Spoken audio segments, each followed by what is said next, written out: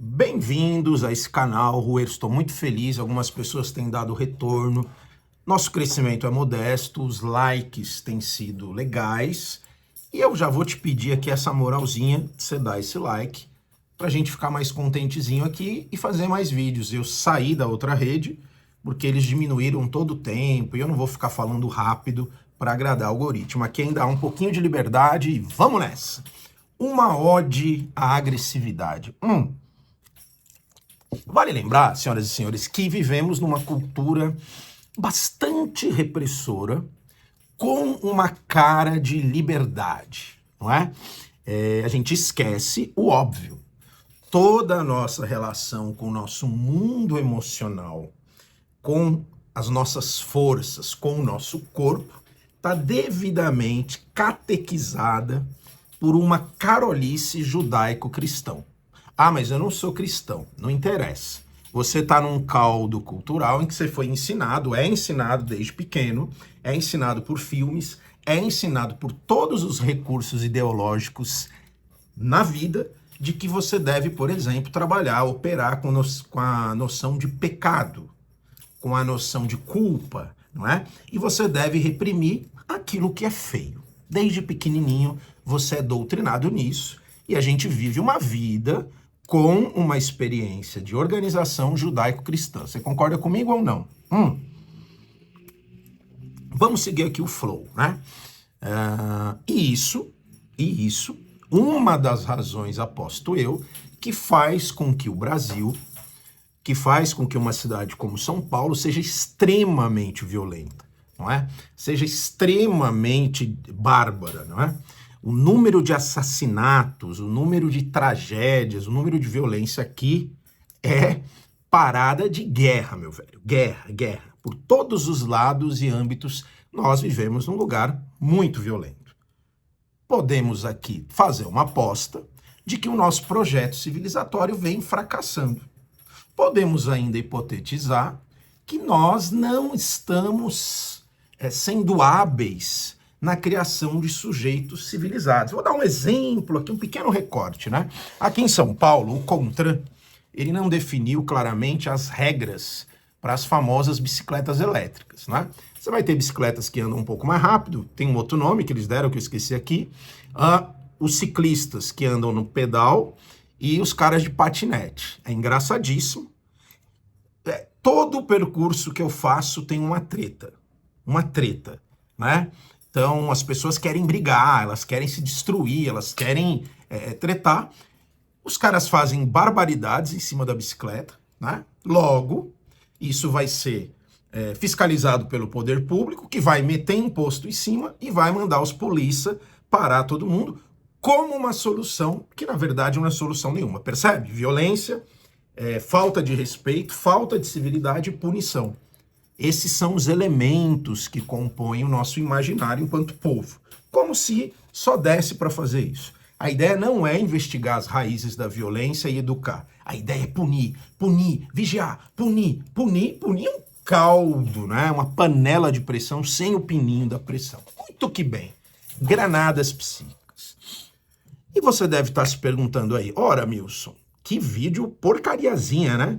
Ô, meu velho, se o país é violento, se tudo é violento, como é que você fala de ódio e agressividade?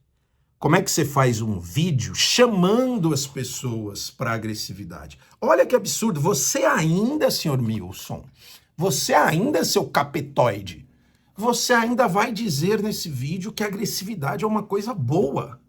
What the fuck? Calma, coração, calma, alecrim.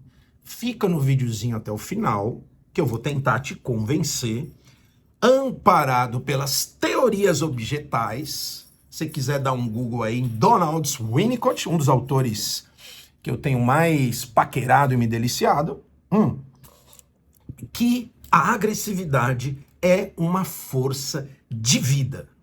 Melhor dizendo, a agressividade pode ser uma força de vida. Ela também pode servir para um monte de cacaria, né? Acabei de inventar essa palavra. Vamos lá.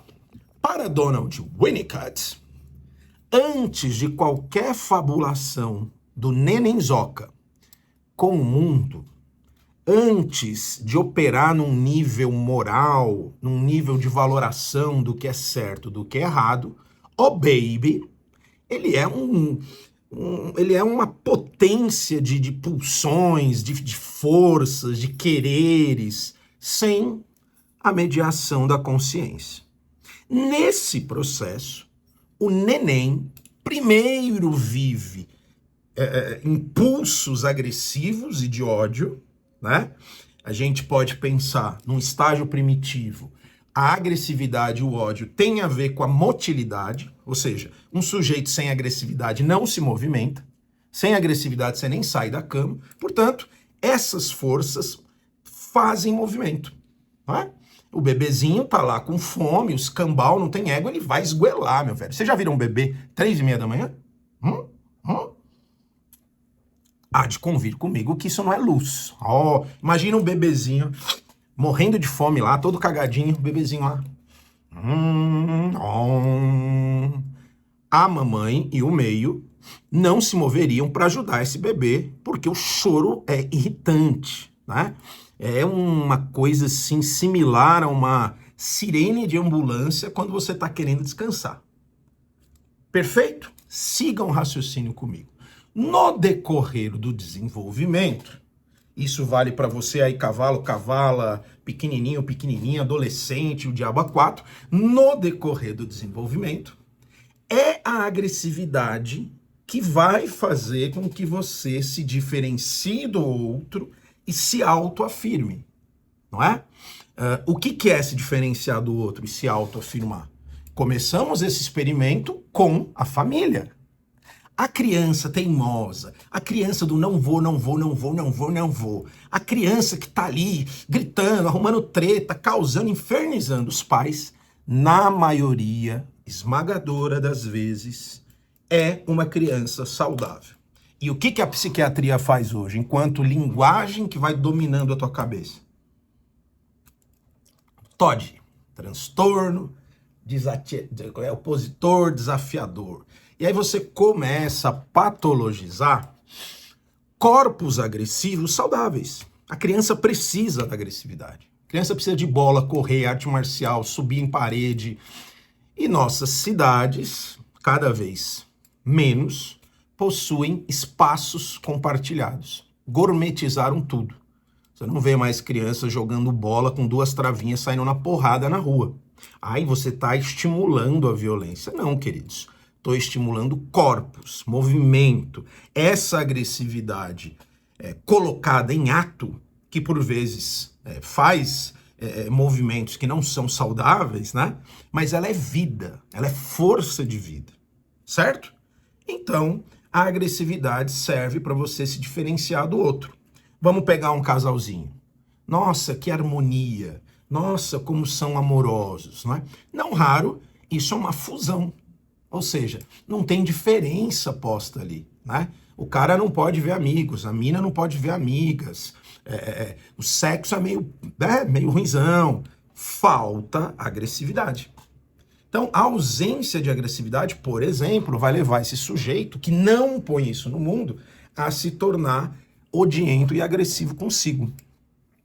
Então, a depressão vista desse ponto de ângulo, desse ângulo de ponto, da vista de um outro ponto, ela seria muito mais uma porradaria interna destrutiva do sujeito do que uma falta de energia. A falta de energia é decorrente do auto-ódio. Poucas pessoas falam isso. Vamos também jogar para o cérebro, para a psiquiatria, né? Tanto que, se você aí está num quadro de depressão, ou conhece alguém, você, ao investigar essas pessoas em análise, a gente mesmo, você vai ver muitas ideias violentas. Você não presta, você é feio, você é um fracasso, sua vida não dá certo, olha lá, a Joaninha é melhor, o Joaquim é melhor, olha como você é feio, fracassado, psicólogo ruim. Ideias violentas, né? Ideias agressivas. O primeiro sinal de uma pessoa que sai de um processo depressivo é a retomada da agressividade. Por vezes, de forma perturbadora e desequilibrada. Certo? Ela começa a projetar para fora. Isso, dentro de um processo de integração, se torna um elemento profundamente saudável. Ah, Milson, e o ódio? O ódio é feio? Mesma coisa. Você poder odiar quem você ama te leva a amar quem você odeia. É mais integrado, não é? Claro que aí tem um processo de maturidade para você ir integrando isso e não necessariamente ficar num extremo ou outro, né? Isso é trabalho de vida, né? Compreende, senhores? Então, a agressividade tem uma potência grande. Por isso, uma ode à agressividade. Por trás de um sorriso, de uma boa gargalhada, de um bom coito, está uma força chamada agressividade. Faz sentido isso para vocês? Deixa seu like, se puder, deixa seu comentário. Problematizações. Pessoas que cresceram num ambiente muito rígido, que frequentam uma religião muito rígida, que tem uma valoração muito rígida, correto? Essas pessoas tendem a fazer sintomas. Então, ao invés da agressividade ir para a vida, né, esse sujeito se torna dissociado, ele pode fazer uma depressão, um quadro de pânico, problemas psicossomáticos, doenças autoimunes, né? E a vida fica brocochô, né? Uma vida ruim. Bom, caminhando aqui para o fim do vídeo, você pode, enquanto pessoa fraca, que está com uma agressividade toda destrutiva para dentro, né? Você pode buscar fora de você, nas inter-relações, pode buscar no esporte, na cultura, principalmente em trabalhos corporais, bicicleta, caminhada. Você precisa evocar essas forças para que o teu corpo comece a caminhar. A gente precisa sair da cabeça, minha gente, das telas, do mental, dessa ficção organicista cerebral, né? Como se o cérebro não fosse influenciado pelos outros pensamentos do corpo. A perna pensa, o braço pensa, o pênis pensa, a bunda pensa, a barriga pensa. Vamos criar outras ficções para que a gente transvalore a moral, para que a gente saia dessa moral. Friedrich Nietzsche tem um conceito que eu acho bárbaro, que ele pode ser interpretado de várias formas, que é o conceito de vontade de potência. E ele vai mais além. Ele vai dizer que todo organismo quer crescer, expandir e dominar. Ele vai mais além ainda. Ele diz que tem a moral dos escravos, que obedecem e ficam submissos, e a moral dos aristocratas, que invadem e conquistam. Polêmico, não é mesmo? Muito polêmico esses pontos. Mas fica aqui um convite para que você celebre a tua potência agressiva, ao invés de reprimi-la e criar essa persona de pseudo bonzinho que você não é, porque nenhum ser humano é só luz. Se tem muita luz, a sombra é gigantesca. Diz aí o que você achou desse vídeo. Tamo junto, até o próximo.